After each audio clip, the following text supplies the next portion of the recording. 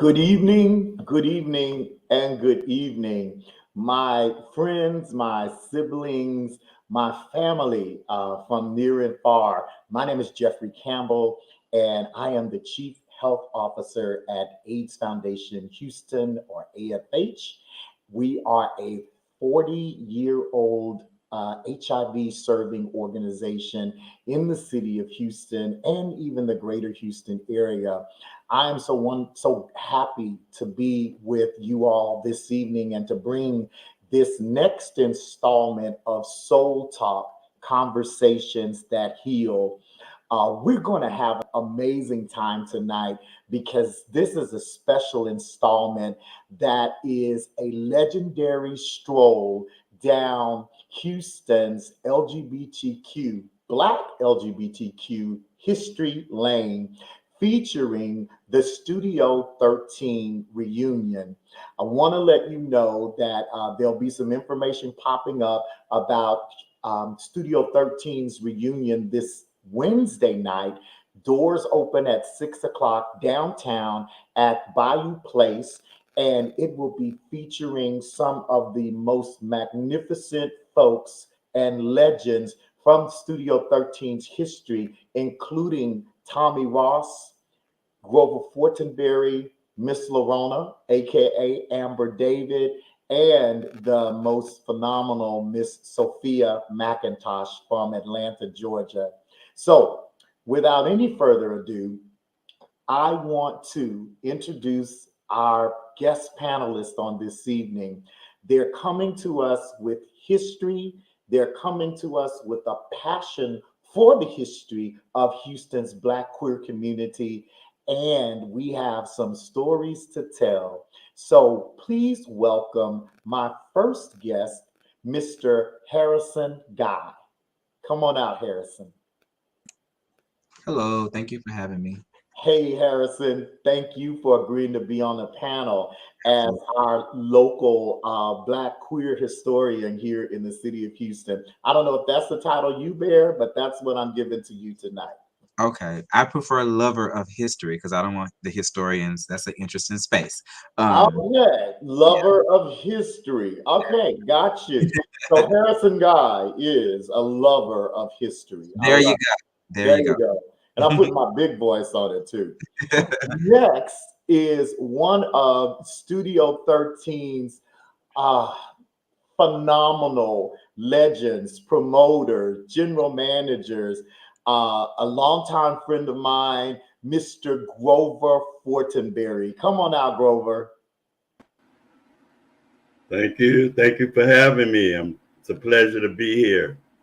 Grover, it is so amazing to be with you in this space on this evening. And I know just a couple of weeks ago, Harrison hosted the Banerjee Ball, and you were one of the honorees. So it is just Uh, so appropriate for you to come out of that space and be in this space as uh, well to I just want share. to say to Harrison, thank you. That was that event was.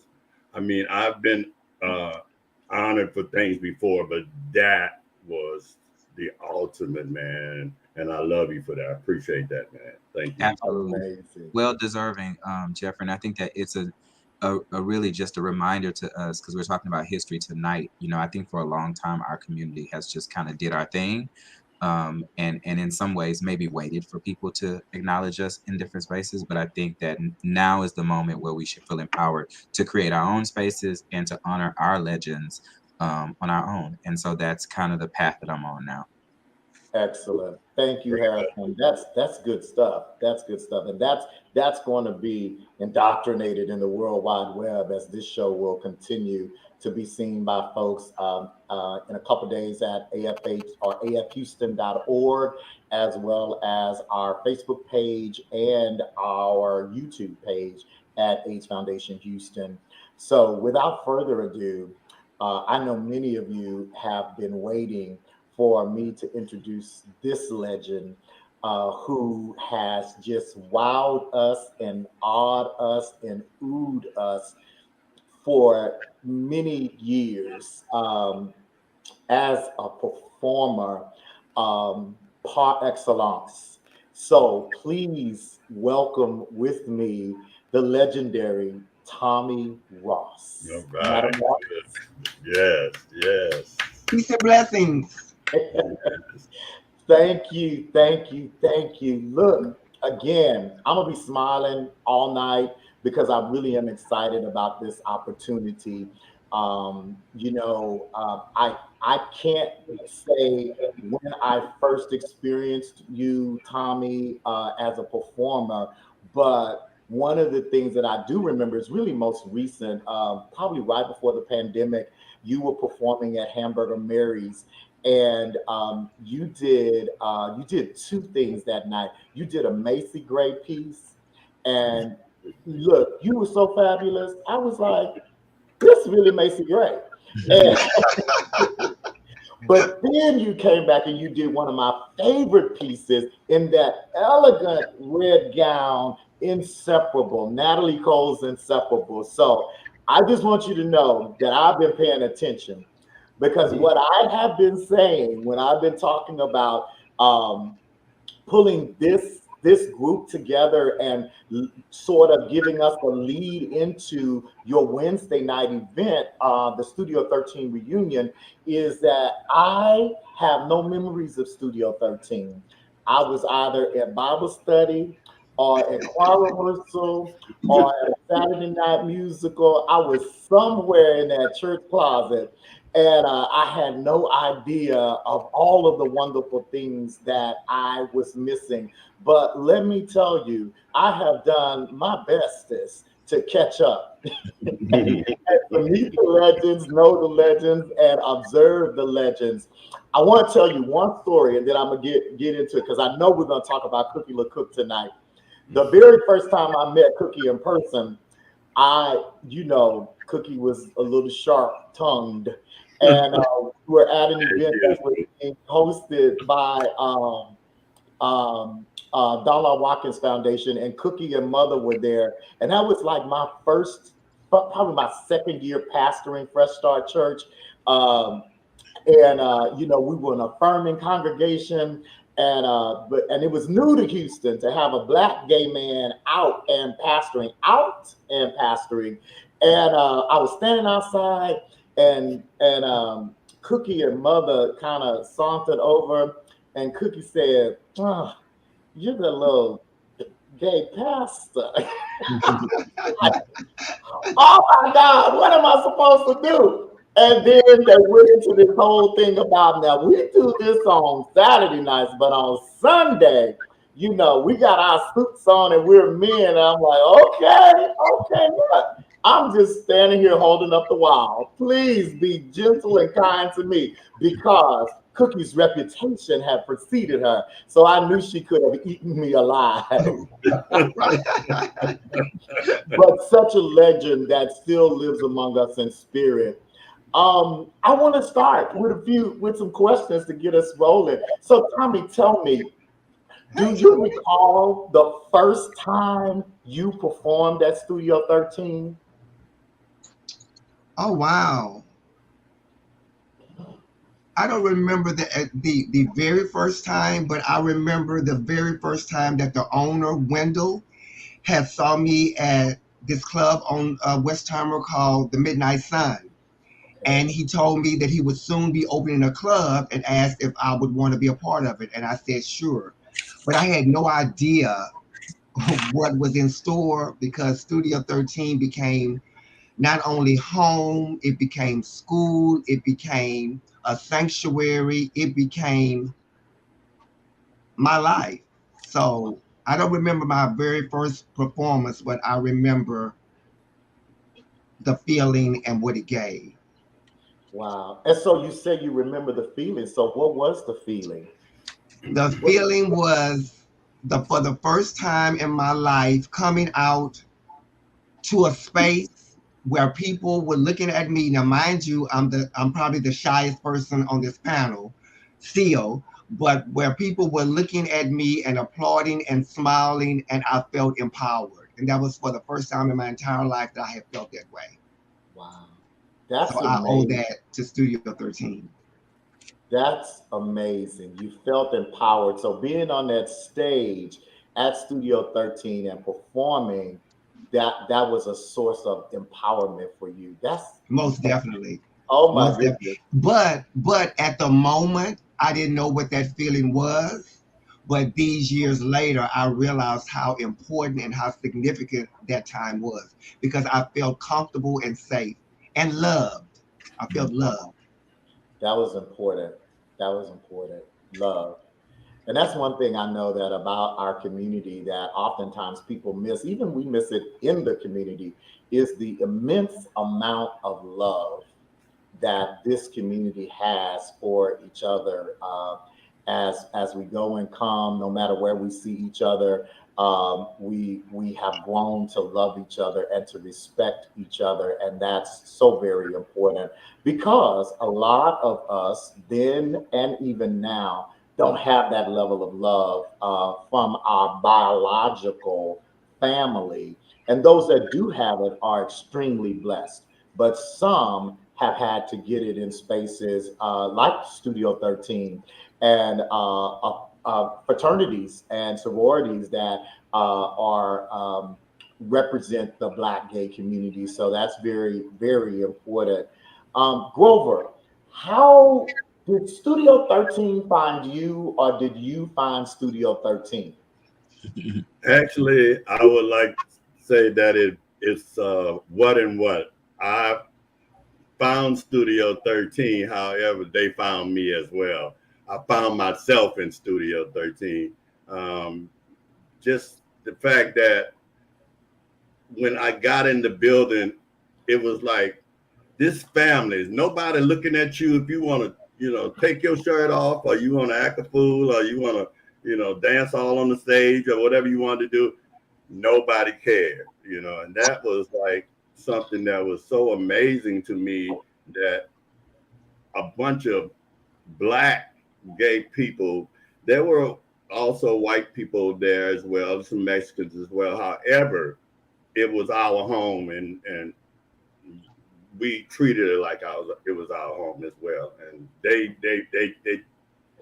were for us. Wendell, the owner, he was he was down for whatever. He knew that somebody had to make the money, and he allowed the people in Studio 13, people like Cookie LaCook, to say, okay, if this gonna make me some money, then bring it on in here, So and he allowed us to have our way up in there, and that was my home. You can't take away Studio 13, and it's funny because there have been several other clubs there at that same address, but I don't care if you mention that address. The first thing they say is Studio 13. I don't care what name it becomes. Well, that was my home, and I loved it. So Grover, other than being the sizzling hot male sex symbol of the Studio 13 days, what other roles did you play there? When I came to studio, I was pretty much like Tommie. I kind of stayed in my corner and did my thing.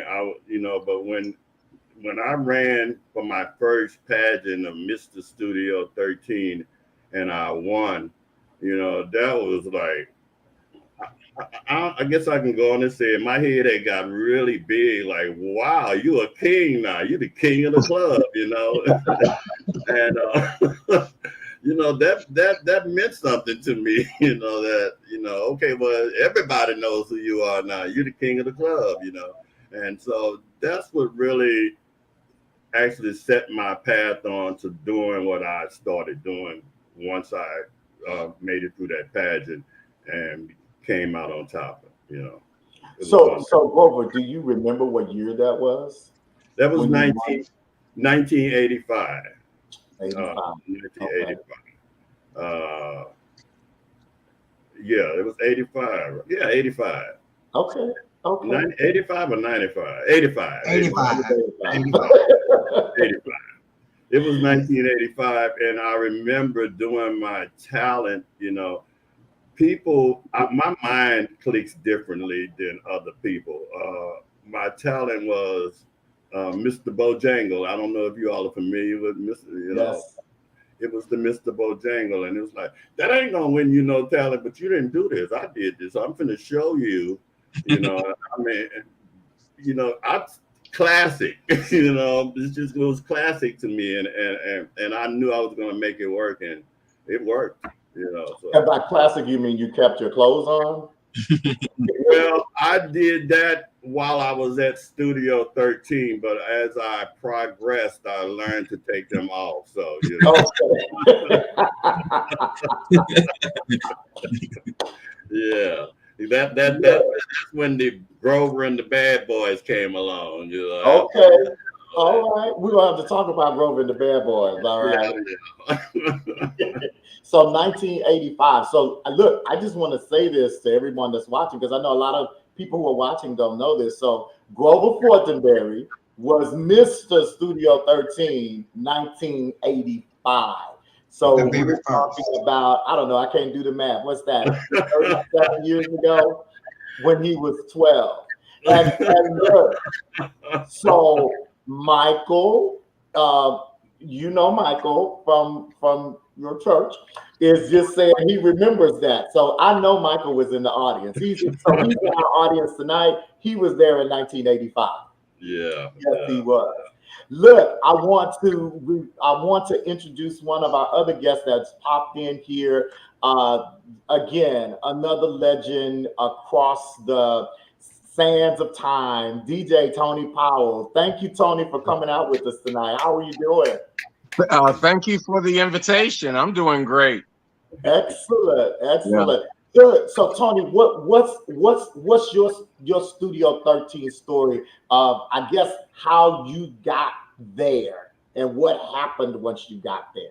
It was really kind of around the way, and to me, Grover came out at Catch One.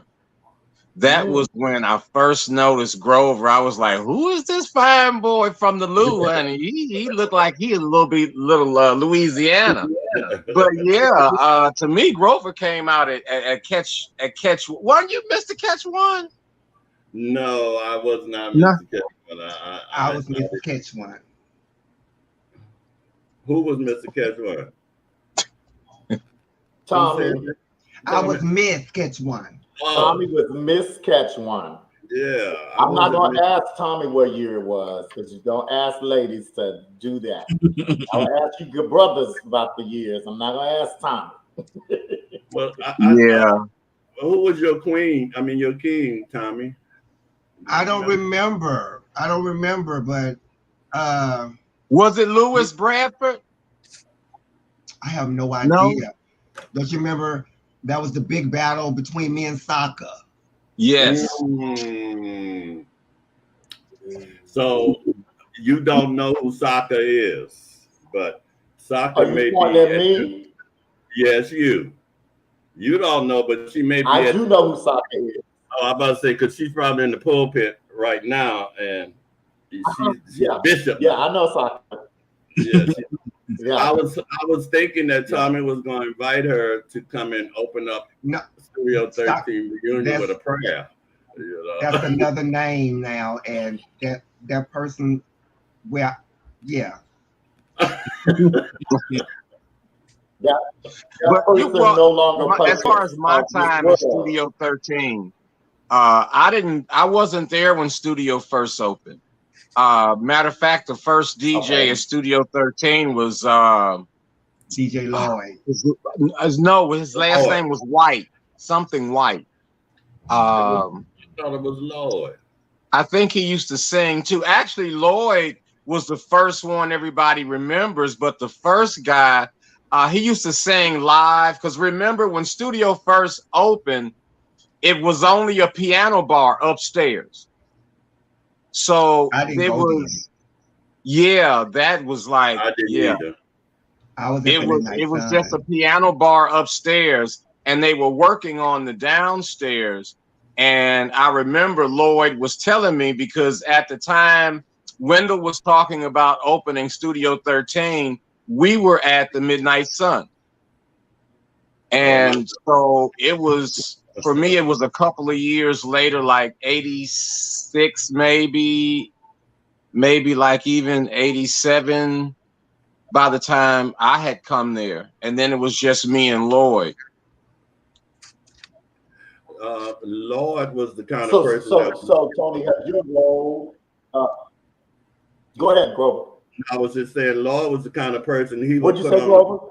I was saying Lloyd was the kind of person, the DJ, he would be on the dance floor bucking with you on the dance floor and the music would just be spinning. I'm like, how is he out here? And when he knew it was time to change the record, he would run back up there. He was the craziest DJ they had, but I'm telling you, that dude was phenomenal. That he could play. Yeah. He was dancing. Yeah. And so, Tony, that is something that is really unique and special about DJs that know what they're doing. I think it's a gift when you know how to move your music and you know the music to play to get your crowd on the floor. So is that something for you? Is it something you think about, or that you plan, or is it something that just happens? Well, when I started, I was young and foolish, so I wasn't really thinking about anything. But I was like 14 in Detroit, and I was running in and out of the gay clubs then. And so my DJ career actually started in Detroit. And I actually came to Houston to go to school. And my grandmother was like, this will end all of this foolishness. We're going to send you down south. And but it wasn't until really like 83 maybe that when Catch One had opened up, that the opportunity started to open up. But yeah, I was supposed to come here and be a doctor. Wink, wink. What kind of doctor? Right. I didn't discuss that with my grandmother, okay? So whatever kind of doctor I was, I guess she was going to have to be happy with that. But you know, if Cookie was here, what would she? If Cookie was here, what kind of doctor she'd have said you was coming to be? We don't want to say that in a polite company. We don't want to talk about those things. Woo, I love it. I love it. But so let me ask. So we talked about Cookie a couple of times. Do each of you all remember your first experience with Cookie? Oh yeah. First time I saw Cookie, her name wasn't Cookie. It was something else. I can't remember right now, but she was at the Green Sleeves, which was on McGowan Street. I think like right around where the Ronald McDonald House is now, whatever that thing is over there. Yeah, it was at the Green Sleeves. That was in 1974. Oh wow. Mm-hmm. I didn't know Cookie until when I finally met Cookie. She called me a daddy girl, and I didn't know. I said, "Oh, what kind of who?" I said, "I ain't no girl. Don't be calling me no girl." And I didn't like her at first because how dare you call me a daddy girl? What in the world is that? So finally, when I got to know who she was, I fell in love with Cookie, and man, you know, that's just who Cookie was. If she didn't make you laugh, you know, you didn't appreciate her. Yeah. Right. She was always the same. What about you and Cookie and your meeting? I met Cookie because of Daniel and Michael. They were good friends with Cookie LaCook, and they introduced me to Cookie. And I think Michael said her name used to be, maybe that was Donna Day's name was Tiny, but Cookie had a different name though. Was it Tina? Might have been. Maybe Tina. It was Tina. Tina. Yeah. I think it was Tina. Yeah. But I really met her when I started working at Studio 13, and you could tell she was she was one that you didn't want to cross on the mic because she was so quick-tongued, but she was also so giving and so loving. You know, she really deep down inside loved everybody, but I think she just had to have that quick wit so that people would know not to mess with her. Right, right. Yes. Which a lot of us are like that, really. We learned, particularly gay men, we learned as little gay boys to always have a comeback and be ready to slice them up or beat them up. But you knew you were going to have to fight them one way or the other, unfortunately. One or the But other. yes, one or the other. I'm going to either talk my way out of this or fight my way out of this, unfortunately. I have a really good friend whose mother went to Christian Hope with Cookie. And he said one night he was at the club trying to be undercover, and Cookie was on the mic and called out his whole name and said, "Oh, I see you. I'm going to tell your mama tomorrow how you at the punk bar." And he said every time he would see Cookie as Alphonse in church, he would say he would say to his mother, "Oh, I saw," he'd call his name. And she's like, "What you saying?" "Oh, I'm at the grocery store." Crazy. Jeff, So on and off the day. Hey, Jeff, I Go want to ahead, say Grover. my first time really being on a big stage was with Tommie Ross. Back in the days, Tommie would gather up the boys and we would dance behind her for major pageants. And it was one time she put this talent together. That was my first time dealing with Tommie on it. Eating Alive. Oh my God. Oh my God. That was one of the most amazing things I had ever just seen up close. I was like, oh my God, she put this together like this. And, that Tommie Ross is. Tony Powell made the mix. Yeah, I remember. Me and Tony spent hours and Wow. hours and days trying to get Amazing Grace to say endlessly. Remember? And even on the tape, she said endlessly. We could not get her to say that to save her Miss life. Tommie got so frustrated. Miss Tommie got so frustrated. I had never, ever seen her like that before. I said, she's ready to lose it. But those were fun times, and a lot of people really don't know how far back we go. Because, really, Miss Tommie was my favorite dance partner back at the Cove Discotheque. Oh, my God. Let them know. I was dancing, baby. Oh my God, Miss Tommie was spin out in the middle of that floor. Now, this before Tommie was starting to be the entertainer that he was. He would be on that dance floor. I'm telling you. Sometimes he would spin around so many times. I was like, Grover. We are being politically correct. She is. She was confused back then, and I was associating with y'all, but she was always she. That's why. And when Jeffrey said we would either fight our way out of something, I've never had a fight in my life because I've always been a girl. Okay. Tell the truth. Yes. Yeah, but so let me ask. Go ahead, Harrison. No, I was just gonna say when Grover was talking about that talent, dancing for talents, and that experience with Tommie and the level of excellence, I think, of course, I wasn't around during the Studio 13 times, but what I did come into was that same kind of notion of excellence in like performances. That's what just blew me away when I went to my first club, was to see the shows. And at that time, it was Grover who was kind of up front and putting on the shows. But in thinking about how you're saying she was so frustrated about trying to get that right, like that meticulousness, that excellence that has always been a part of our community and the performance, that's something that really we're inspired to kind of dream big. And it seems like we're doing something small because we do it on club stages that are literal small stages.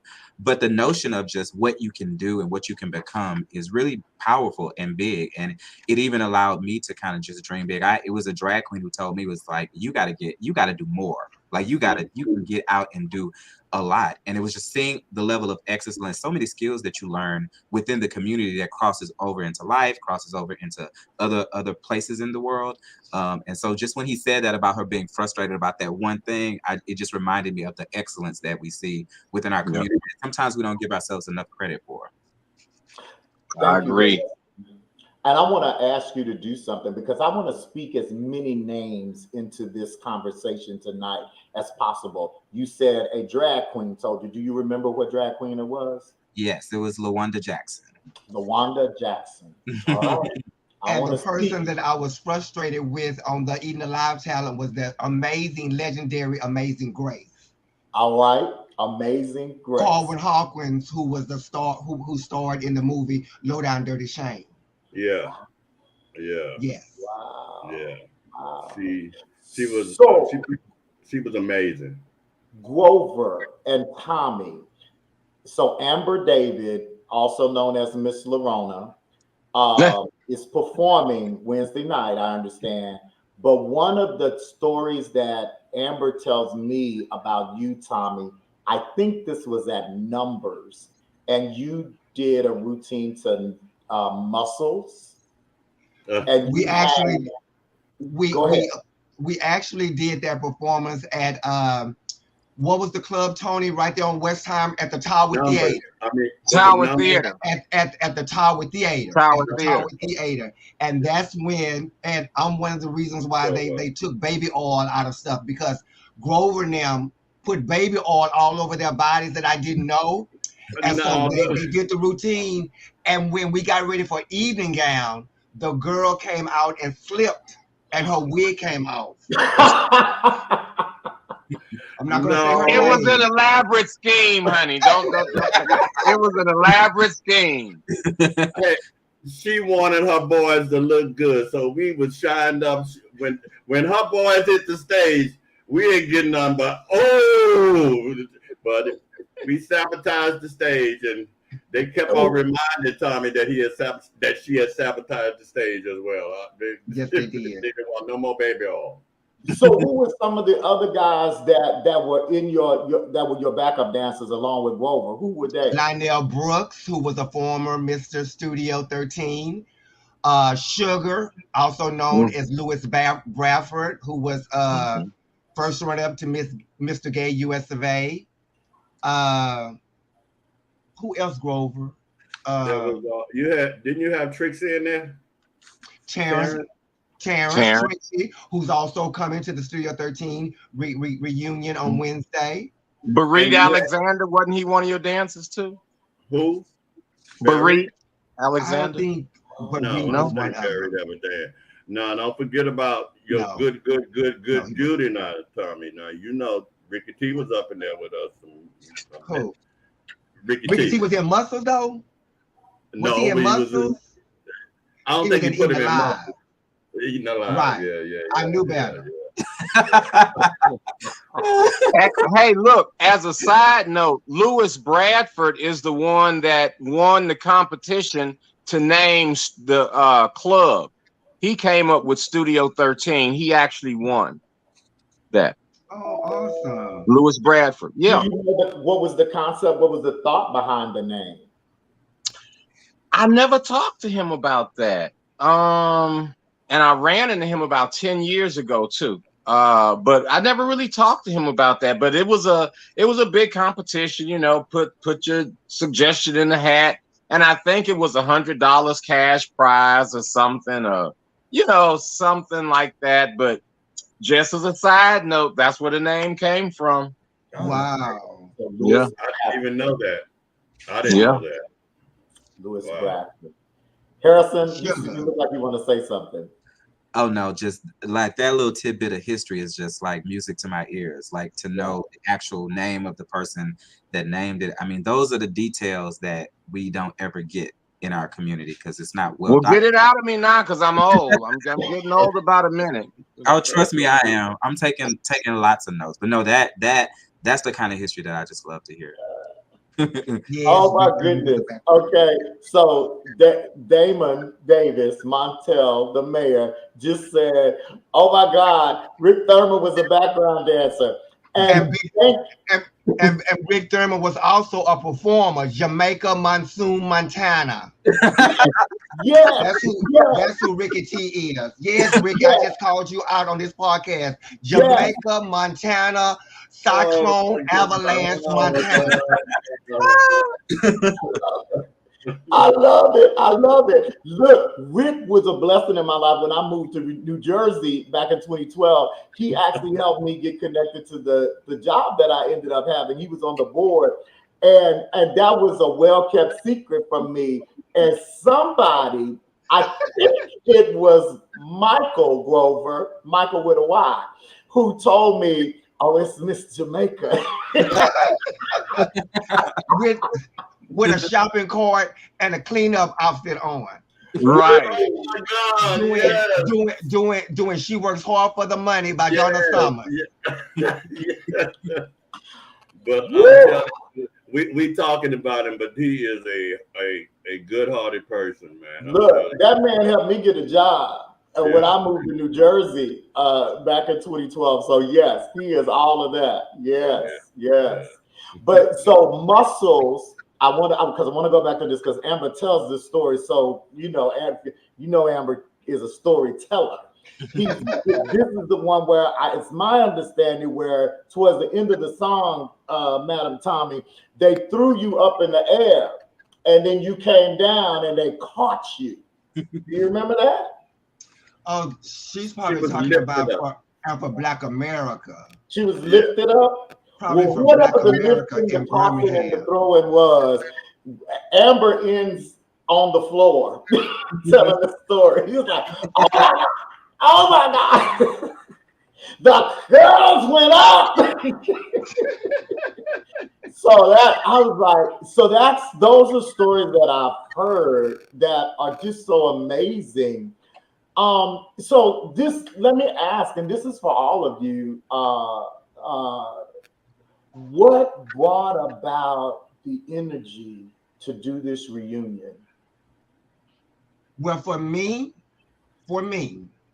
I was invited to go to the Raps reunion in Dallas, Texas.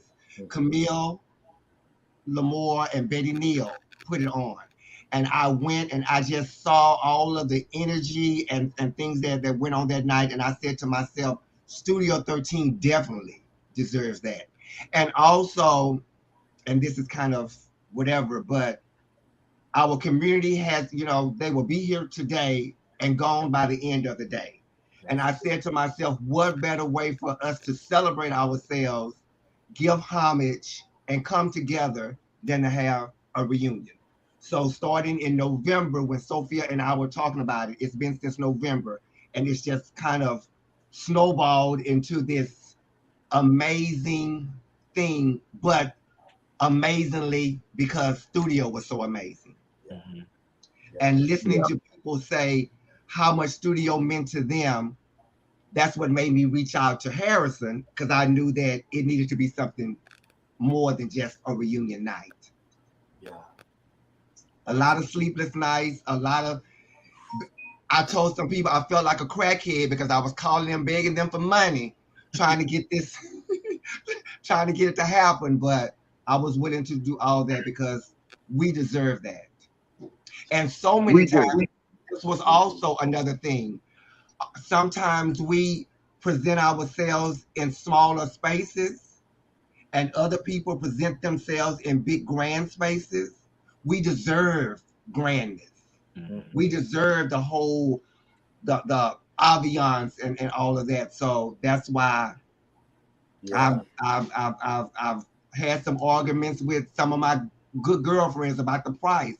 But I was trying to explain this wasn't going to be just a night. This was going to be an experience. Mm-hmm. And sometimes you have to pay for the experience. Yes, I love that. One of the words you said, and I think you said it about 4 times, was deserve.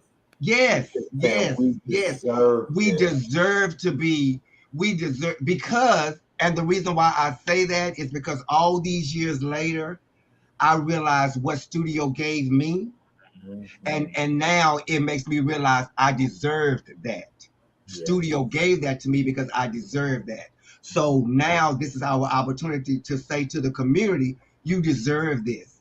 And for the ones like Jeff and Harrison, who were unfortunate enough not to be at Studio 13, I want you to be blessed with that night to see what it was. Absolutely.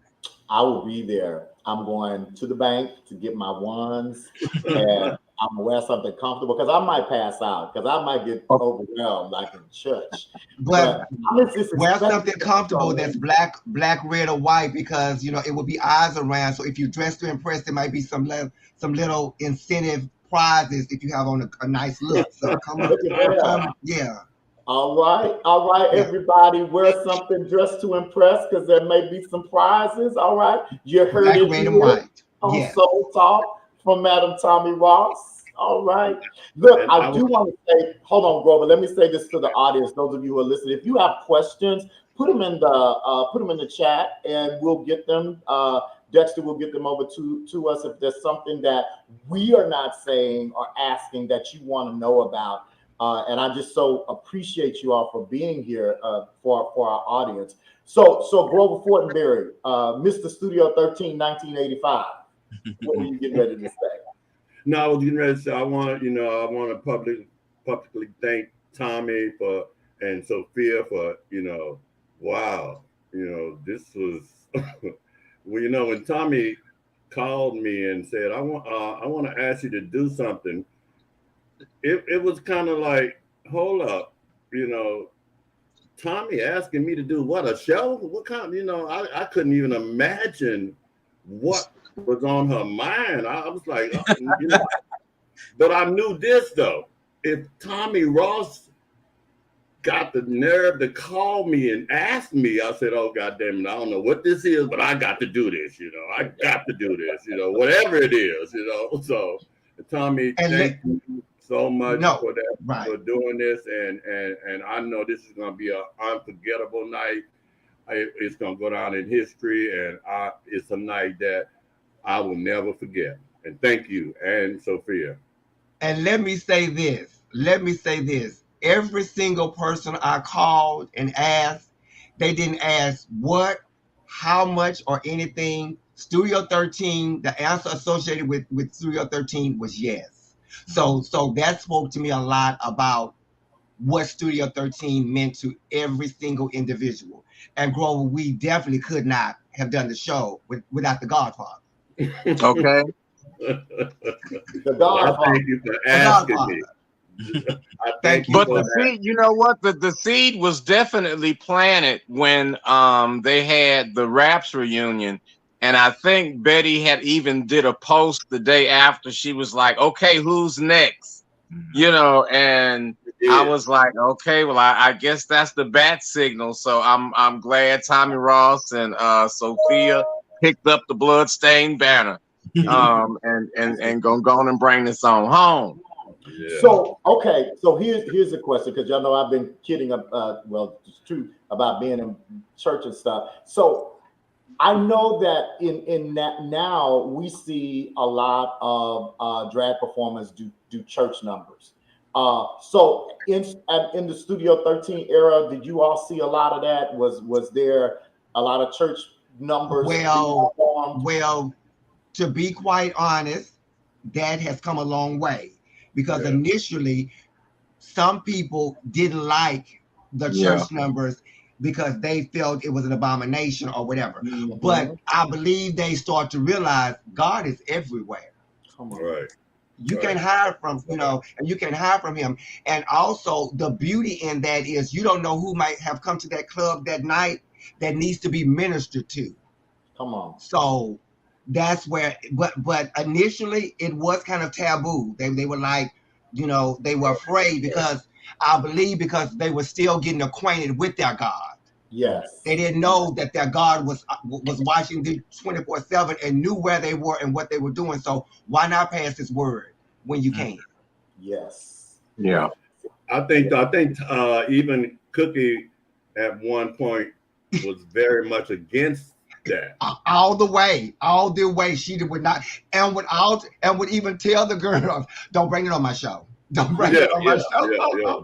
But then I was also one who didn't. I've never even done a gospel number except for maybe like a Black America, and the only reason why I didn't do gospel numbers was because I knew it would make me emotional. So I couldn't do them. But I applauded like Sophia, who can do those gospel numbers, and by the end of the number, we'll have the whole room in an uproar because it's church. Yeah. Yeah. It is. I think also, Jeffrey, people started to realize probably too, because even in listening to the things that people got from Studio 13, if you just listen to what we received from the club, it doesn't sound like you're talking about a club. It sounds more like you're actually talking about a church. You know, you're saying people found themselves, found their tribes, like were empowered for the first time. You know, those, you know, that's not the normal talk about what you get at a club. So it's just a reminder of what these spaces that we create, what they become for us. You know, I love it wasn't a normal club. It wasn't a normal owner. It wasn't normal people. Ministry. It was one of those, to me, it was like lightning in a bottle. It was like all the planets had converged, because a lot of people don't remember, for us to go into one of those clubs on Pacific Street, you needed 3 pieces of ID, and you better not have a high heel on that shoe, and please don't have a cap on your head unless it's a cowboy hat. So let's be clear. Studio 13 was something that was needed in the community. And the miracle that it was there for so long that allowed us all to grow and flourish and, you know, do what we do and have the lives that we have now, it was definitely a blessing, because everything that really happened good to me happened at Studio 13. You know, I met my little thug lover at Studio 13, and we've been together, 38 years now. So, you know, me and Roy still together, honey. We still swinging and missing. Okay? But everything good that happened to me at that club. The guy that used to work at Kiss 98.5 used to come and pick up my little playlists and stuff. He's the one that put me on the radio. You know, Billboard reporters and shit heard about Studio 13 way in New York City. Came all the way to Houston to see and hear for themselves. I got my Billboard reportership there. Everything good and great that happened to me in my life happened to me at that club. Honestly. Wow. That's an amazing testimony. Let's come on and have church. That's an amazing testimony. Everything good that has happened to me at Studio 13. Ms. Harrison. But I do, Tony, you said something, and I want to pull at it a little bit. It's a little thread, because I want to see where you were going with it, because I don't want to misquote you when I say it later. So you talked about Pacific Street. Yeah. What was required for, and you said us. Yes. So you said, but at Studio 13, thank you, Madam Tommie. I see you. Okay. So we all know where that's going. So Pacific Street was not a welcoming place for the Black LGBTQ community. Well, there were a few tactics that you had to use. Like, you couldn't go in as a group. You had to spread out. And you had to know what the dress code was. You know, to be quite honest, the only way I got in there, I'll never forget, and it was heaven back then. It wasn't South Beach, it was heaven. The only way I got in was Louis Bradford was the bar back there. And I saw Louis, and I waved, and he waved, and the boy looked like, okay, well, he knows somebody here, so we'll let him in. But honestly, that's really what it was. They were just really trying to keep us out until the AIDS crisis. Okay. And then they recognized that our dollars were green. And they forgot all about everything else. But yeah, it was like that ever since I remember really coming here. It was like that. Ernie Ball says you are speaking the truth. Mm-hmm. And I think the wonderful thing about what's happening in this conversation is you can't have a conversation about history without talking about all of it. We can't whitewash it or wash it. We gotta tell it like it was and it is, in order for the story to be complete. Otherwise, it just won't make sense. It was the good, it was the bad, and it was the ugly. Yes. But we have come a long way, even to the point where I ended up working at Heaven. When Scooter got sick from AIDS and was dying, nobody else knew how to mix video. They hired me for that fact alone. But I know they wasn't that happy to have this nigga up in that goddamn DJ booth. I knew that. Yeah. But they was gonna pay for the privilege. Yeah. And I think also in the midst of this, the beauty of this all is that Wendell, a white man, was the one who gave us Studio 13. Yeah. Wendell. So, you know, it was allies and it was foes. Yeah. But Wendell allowed us a space, like Tony said, in order for us to grow and to have a voice loud enough and unapologetically enough to go outside of those walls and speak it into the universe. Exactly. Exactly. So let's talk about Wendell. So tell me who Wendell was, because again, you know, this was before my coming out season. Wendell was a curly-haired, gorgeous guy. He drove fast cars, talked a lot of, just talked loud and stuff, but was really a good-hearted person. Yeah. As long as you didn't steal, didn't cheat, right. everything was everything. Right. Yeah. He was a black man on the inside, really. He was. The only time that we had to be fearful of Wendell when he came to the club and he would go and drink this green drink that would make his tongue green. When you would see that his tongue was green, you would stay clear of Wendell. Because he had been upstairs drinking that, whatever that was that made his tongue green. Oh no. He was snap. It was snap. That was his thing. That was baby. Yeah, but Wendell was a good person, and what Wendell died tragically as murdered. Was murdered tragically, and you know, I can't really elaborate on that because of the fact that there was so many stories being told saying that I think his brother had killed him, and you know, and this had happened or that had happened. But I know one thing, what it did do to the Studio 13 family is that it broke us up. Yes, it did. The family was broke, you know, and Wendell was the key to that family, but the family was broke. It was gone. It was. You know? And we went out different separate ways, and you know, here we are, you know, wherever you're at, you know. So yeah.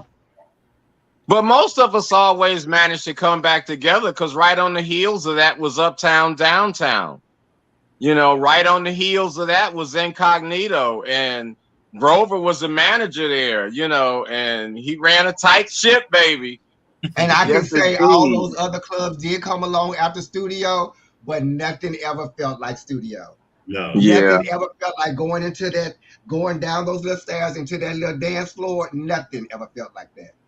You know, that's funny that you say that, Tommie, because I agree with you on that. However, I feel like every club that has come along had to have their own history and make their club to be what it was. Incognito. I mean, if we think about Uptown Downtown, the first thing that come to my mind at Uptown Downtown is the escalators.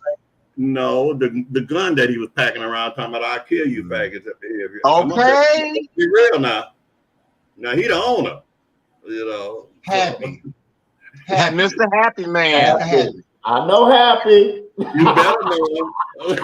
I know Happy. I know Happy.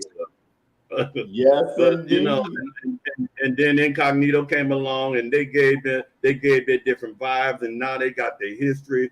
And Rascals came along, and because every you know, some people just don't know nothing about nothing but where they went, you know. And, right. And that's the amazing good thing about my history is to deal with Studio 13, but I've seen more. I've seen before Studio 13, so I know more. But if that's all you knew was Incognito or Uptown Downtown or Rascals or whatever, that was the best time of your life. That was the best time. Oh, yeah.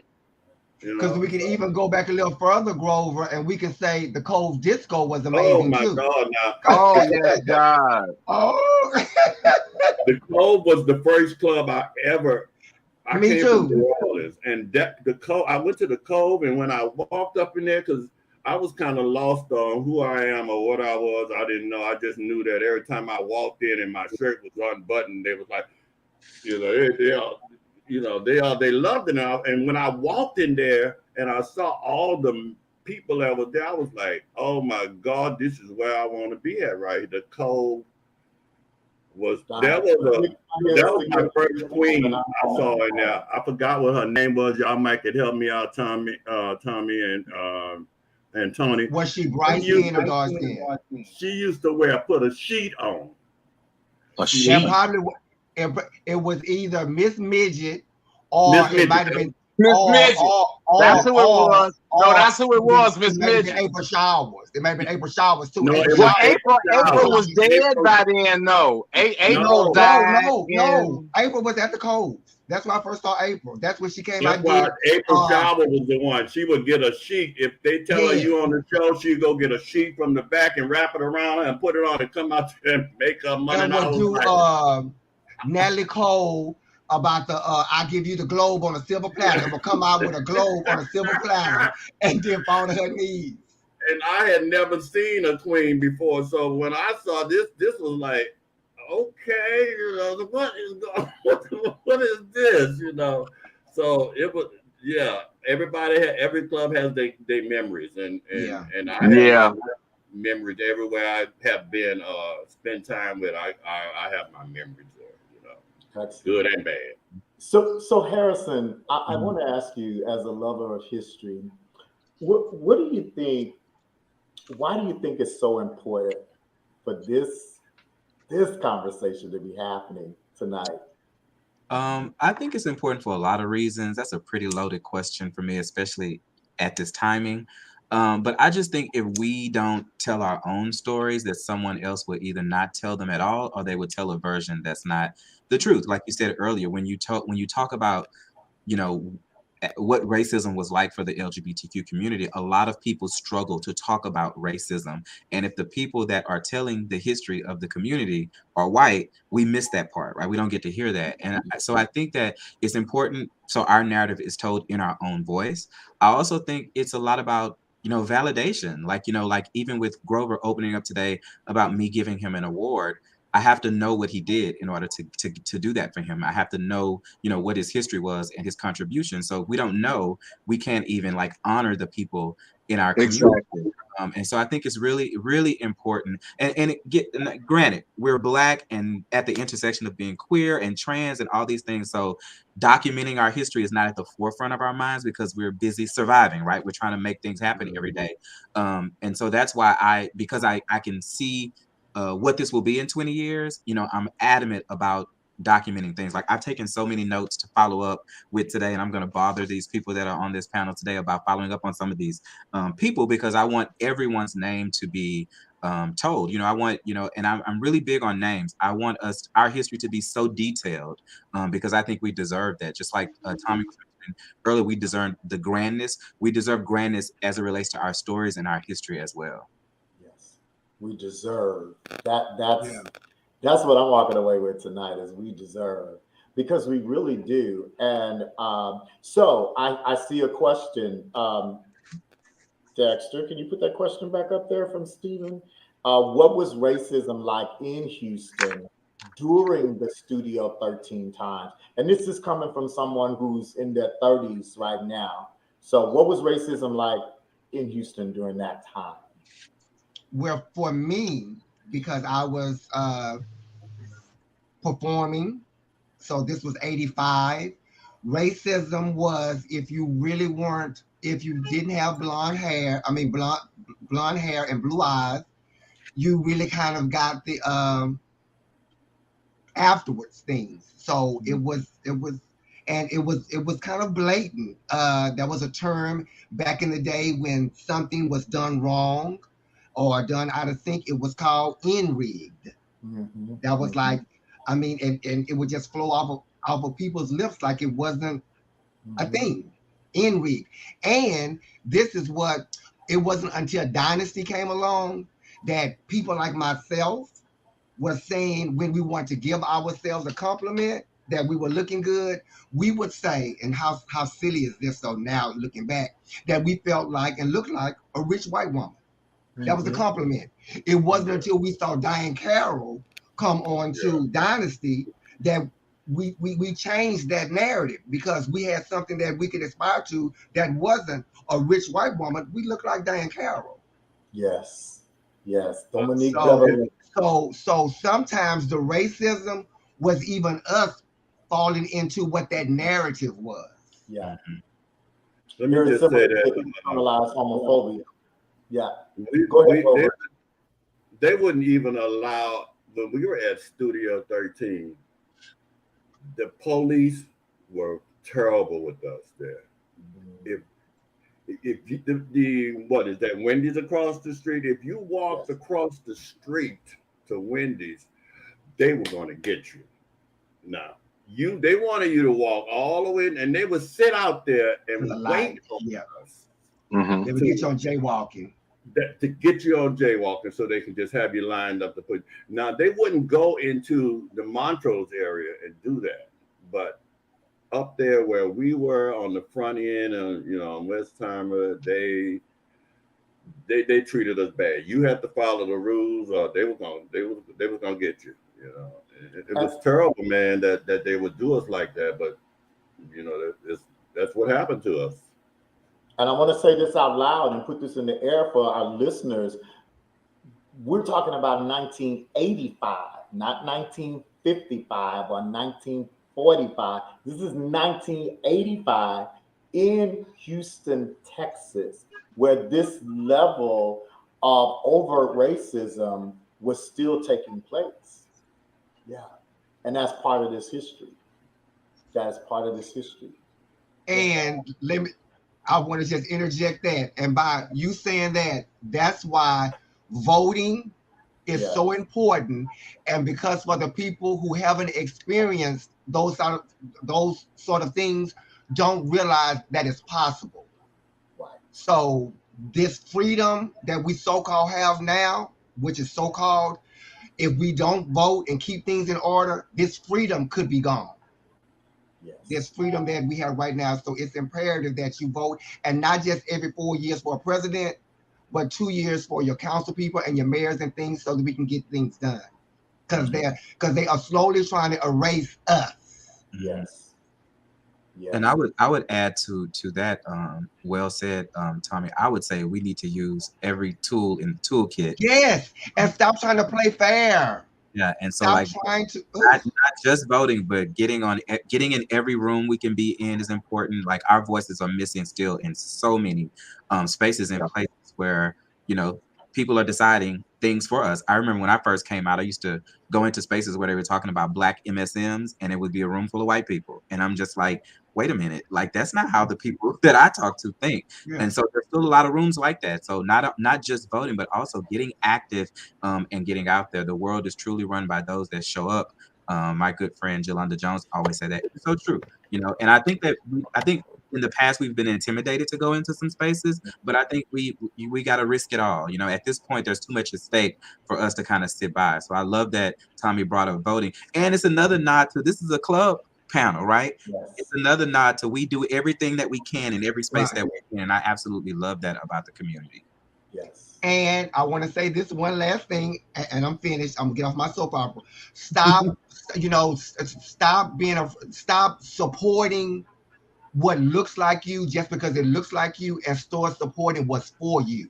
Because that's why sometimes we are in the predicament that we're in, because we are going on people that we like, stars and things of this nature. But when you really look at their record has nothing to do with how they favor you. So dig a little deeper. The same way that what Beyonce had for dinner last week. Learn that about the people who you're trying to put up in positions to speak for you. I'm finished. That's good. No, I love it. I love it.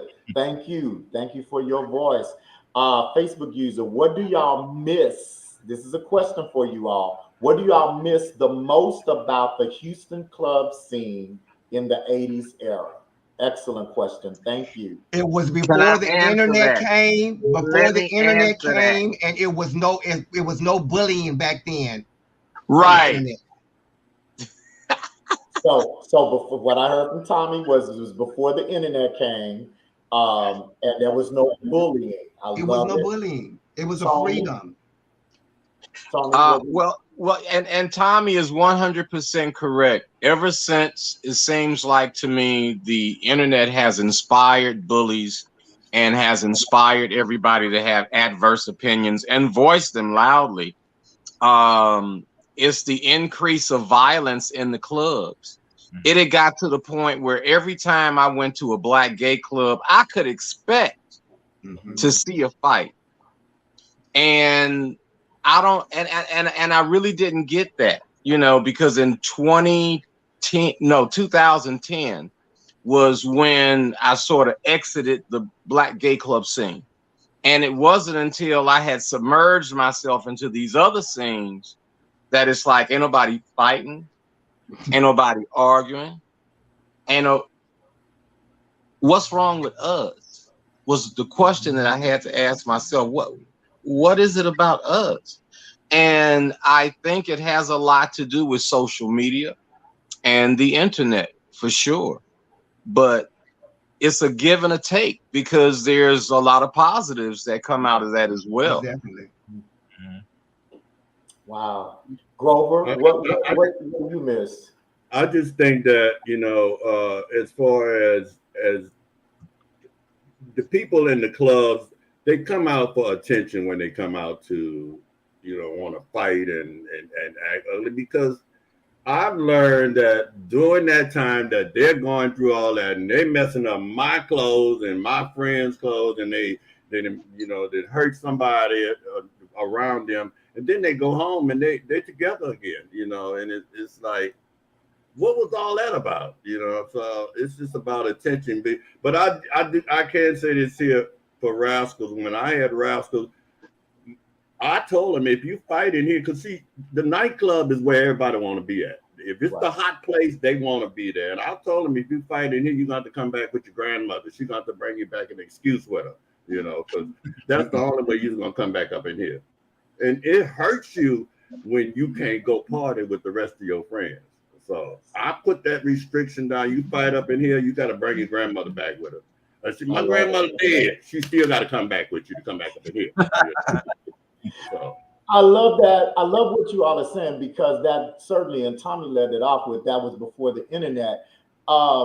Because at that time, if you wanted to meet somebody, whether you were looking for a date, a relationship, a one-night stand, you couldn't do that at home like you can do it now. You had to go to the club, either Thursday night, Friday night, Saturday night, Sunday, maybe Monday night. But you had to go where the people were. And so I think that's important to us, for us to remember, is when we think about the difference. You had to go out. You had to interact with people. Sure, there were wallflowers. People would stand up against the wall, but now, there you go. Raise that phone up. You go in the club now, everybody on their phone. Yeah. Everybody on their phone. What? Go home. Go home. Right. Go home and be on your phone. Don't be on the phone. This club is a place to socialize and to be happy and have fun. And one of the things that I know that I've heard individuals say about the clubs specifically is that it was that place that you could go where you could be you. You could dance, you could twirl. If you wanted to be a dance girl, you could be a dance girl. Whatever you wanted to be, how you wanted to dress, you could go in there and you were loved. And a lot of people didn't have that until they went to the club. And that was the thing about Studio 13. The thing about Studio 13 is when you got there, you knew you was gonna leave up out of there wet, because we was coming to sweat. We can't. And there was people like Tony Powell that would put on them crazy songs that just wait a minute, is he gonna stop this so I go sit down? But he kept it rolling, and we would just sweat with him, and he, that was the place where you can, what we call, let your hair down when you came to studio. And we did. We let our hair down, especially when Vogue came out. When Vogue came out, oh my God, it was like I don't know where I was getting the energy from with Vogue. It's like they, Tony Paul and them would put on mixes that would not stop, and it was the same. But we just found ourselves at home when we would go to Studio 13, and we was coming to party. If you can't put anything, well, that's the one thing about studio. It was something there for everybody. Yeah, we played all types of music. We had all types of people. Even though we might have had a ladies' night or something like that, it didn't matter. The boys would still come, and it was more of a family environment. It wasn't like a boys' club, a girls' club, a drag club, or this club. It was a club for everybody. Everybody. Yeah. But I gotta say, and if you did like all of the stuff that was going on downstairs, you could go upstairs and chill. Yeah. You But could go Cookie out on the made the patio. girl, because the female felt kind of left out, in the beginning, because it was catering to more of the men, that was us, and Cookie made it, made the women be involved in this whole thing. Yeah. And that's really how we start intertwining with each other, because Cookie made us do that, because That's true. Yeah, she did the ladies' night, and she did this, and she opened up, this and that, did this for the ladies and stuff. So that's how because they were really feeling left out. They were, And I guess I was feeling that way when I was, invited to a club that wasn't a club that I normally, go to and look at. I would go to their clubs, and I was like, okay, I don't feel like being here. I don't feel like this is part of me. This is not for me. So Cookie made it happen where it was everybody. Yeah. So I want us, as we're getting ready to close out for the evening, and this is so fabulous and it could just go on forever and ever. Tommie, for Wednesday night, and want people to know that they can still get tickets for Wednesday night. What should people expect to experience? Let me see. What they should expect is their very first Christmas that gave them that gave them the best feeling ever. That's what I wanted to feel like. I wanted to feel like, first of all, I want for the ones who were part of studio to get a little misty and emotional because of the back down memory lane part of it. And then for the ones who haven't experienced Studio 13, I want them to kind of leave with, darn, I missed an era. Mm-hmm. I missed the space. I missed the time. And everybody to say, wow, that was really put together nicely. Yeah. That was they just didn't throw us that thought. Yeah. The love was in the details. So I want them to walk away from that saying they loved Studio 13. Yes. That's what I want. And don't forget your souvenir books. I know Tommie has got souvenir books going that night as well. So yes, I do. Please, I have souvenir booklets going on. We have T-shirts, 3 different kinds of T-shirts. I saw that my friend Ernie Bell mentioned that he had wrote a poem. That's the Cake Poet on Facebook. He's doing our cupcakes that night. Yes. So we have a lot of things going on. We have auctions, a silent auction going on. We have some raffle tickets for some gifts and things. So it's going to be an experience. Starting at 6 p.m. Don't miss it. All right. Don't miss it. Don't want to hear about it. Don't read about it. No, Yeah. be about it. So where do people go to if they still need to purchase their tickets? Where do they need to go? You can go to Eventbrite, www.eventbrite.com, and get your, because we only have general admission tickets now. The VIPs are sold out. So we still have general Okay. admission, but also if you can still purchase tickets at the door. And Okay. yes, general admission will come with a seat. It doesn't mean general admission standing room. General admission allows you a seat. Yes, I love Tommie because she knows what the people ask him. They're in the back of their minds. Am I going to get a seat with that general admission ticket? Yes, you will. A comfortable seat with a cushion. Yes, you will. Okay, how about that? With a cushion, I Tommie? think I'm gonna need to with a cushion. With a cushion. A cushion. I know I have been in some chairs that Will didn't there have be no dancing? Yes. Okay. Will there be dancing? From 6 to 8 in the meet and greet and get reacquainted. We already put up a dance floor in the front. We're going to have that going in the front. After the show, you can dance in the main ballroom as well, but there will be dancing in the front room from 6 to 8. Excellent. The show starts promptly at 8:13. Excellent. And I was wondering about that 8:13. That 8:13 had kind of threw me off until I saw, okay, it's on the 13th. Is that 8:13? I said, that time is too much for me. God, dog. My Lord. You know, What should we expect from Miss Sophia McIntosh? Well, we're Keeping it short and brief. Yeah. I didn't want to say that, but yeah, we're going to, I told Sophia, we already know how good your jokes are. So this is not a night for you to audition. This is a night for you to announce. So between Sophia, Grover, and myself, we're going to be announcing. But excellent. Sophia's going to be doing an amazing number. Grover, you're going to have your shirt unbuttoned like the old days? No, listen, I have gotten much older and I've learned to cover up some of that mess right now because it's better covered up at this point in my life. You know? So if you didn't see it back then, well, get a picture. You know, get a picture. And let me just say this about Grover. The first time I was at the Cove Disco, I was at the bottom of the stairs, and I think I told you this before. Grover was coming down the stairs, and I literally said, "Oh my God, that's Billy D. Williams."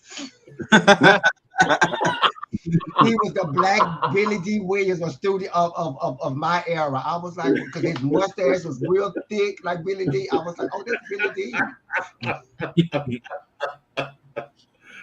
Yeah, and listen, if you want to see any of those old photographs, all of those old photographs and pictures, please go to the Friends of Studio 13 page. It's chock full of information and old school pictures, ads, etc. Excellent. Billy D. Excellent. Okay. The Studio 13, the Friends of Studio 13 Facebook page. And Dexter, can you put the right address back up? I hope you can, because I really. And I forgot to say something too. I forgot to say this. Cookie was known for her after Studio 13 card parties, spade parties. So from 6 to 8, we will have 4 spade tables in the front. Oh yeah. So you can come and play spades, and it's going to be like a little tournament. So you can possibly win some good stuff. So get your partners together and come on in.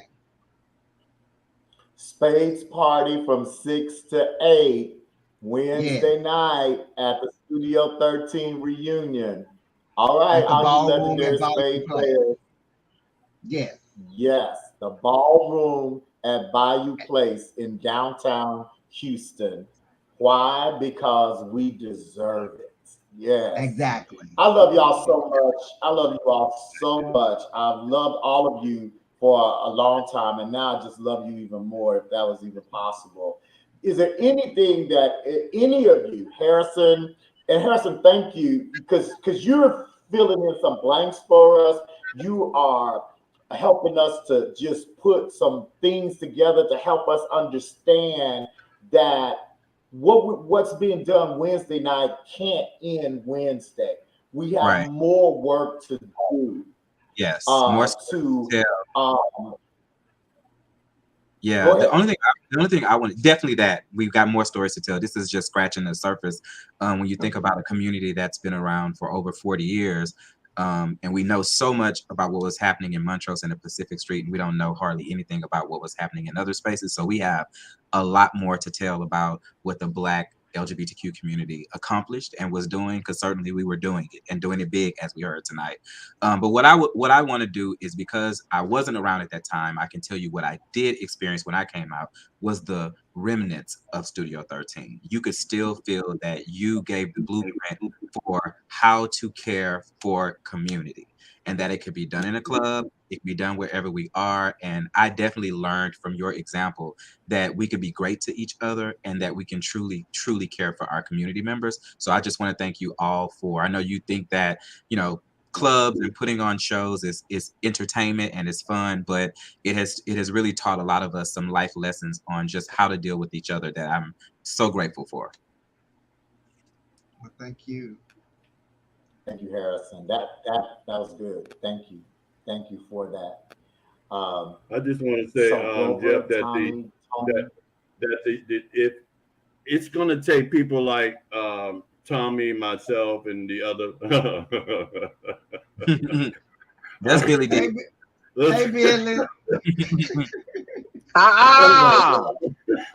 Push through. I see the picture up there. Okay. Anyway. But that's Billy Williams. That was the legendary Grover Fortenberry. If we don't tell the history to other people, they will forget about who the studio was.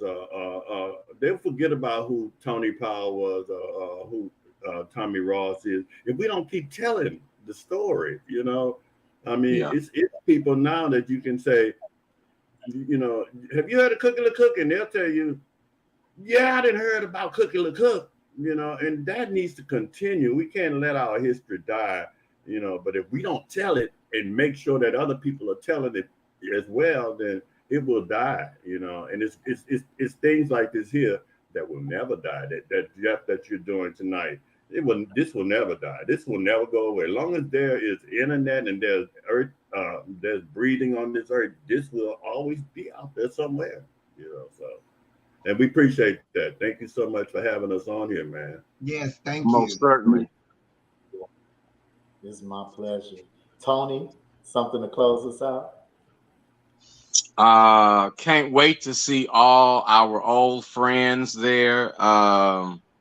And just say a big thank you to the people of the city of Houston for supporting such an idea, Wendell gave us the platform, but it's the people, it's the citizens, it's the community that made Studio 13 what it is and what it feels like to us today. Yeah. Right. Miss Tommie Ross. I would just like to say that we are going to gather in a space that's going to be about love and for love. We're going to spread love. And I'm just hoping that everybody comes with that mindset so that when you leave, you will take some of that love back to wherever you go and spread that love and just continue to be all about love. Right. That's wonderful. That's good. Well, as we're closing out, I don't want the panel members to forget that we're going to go off stage virtually, but hold on, because we're going to have a little bit of a debrief after we go off Facebook Live. But what I want to say to you all is thank you. This has been an amazing evening of conversation, of history, of laughter, of pulling out some threads and bringing some things to light. and really have seen some really great people who are tuned in tonight. I see Roderick Branch out Right, there, Rodney. Michael Mitchell, Ernie Ball, Stephen Nelson, Antonio King from All the Chicago, Chicago. Illinois. Yes. Yeah, is on here tonight. So excited for this and for all the people that will see this in the future. Um, AFH is really excited to be a partner and a sponsor for Wednesday night's event. And we And appreciate that immensely. We appreciate yeah, that immensely. Thank you, thank you, thank you. you are welcome. It's our pleasure, and it just makes sense. Studio 13 came around in 1985. AFH came around in 1982 in an initial response to the HIV epidemic. We are the longest standing HIV prevention organization in the state of Texas, and we intend to continue to do what we do. And Hmm? and didn't you start off at KS Foundation? Was Yes, it that the yes. foundation for AFH? You're Yeah. absolutely right. You're absolutely right. So it just makes sense for us to be a part of this celebration and this commemoration and to help to speak the names of so many wonderful individuals who are with us in spirit and who are teaching us about the truth of living. Tommie, I see your finger. Yes. I would just like to thank my son Adonis for Yes. putting us together. So thank you very much, son, and I'm praying for you and your family. Yes, the legendary Adonis May. Look, he was the first person that reached out to me about Wednesday's event and helped me to get Tommie in the room and then I was like, well, I got to have my friend Grover and Tony and Harrison and Adonis was supposed to be with us tonight, but unfortunately had a death in his family. So let's definitely keep you in his family in our thoughts and prayers. So, look, it's time for us to get out of here. I appreciate you all. Thank you to our audience tonight and to everyone that will view this recorded event. Soul Talk, Conversations That Heal, as we are celebrating the Studio 13 reunion, a walk down Black LGBTQ history lane. Thanks and have a good night. Peace.